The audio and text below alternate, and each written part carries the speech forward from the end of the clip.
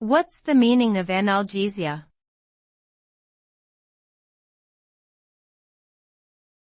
Analgesia.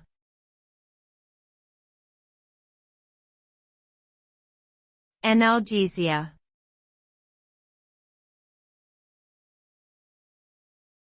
Analgesia.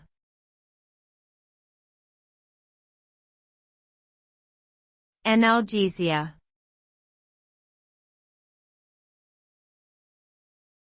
Analgesia.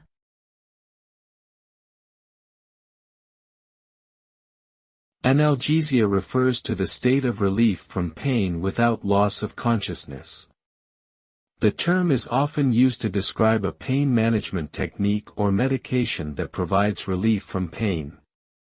It can be achieved through various means, such as medications like opioids or non-opioid analgesics, physical therapy, or other treatments. The goal of analgesia is to reduce or eliminate the sensation of pain, allowing patients to function normally and comfortably. It is an essential part of medical treatment for many conditions, including surgery, injury, and chronic pain syndromes.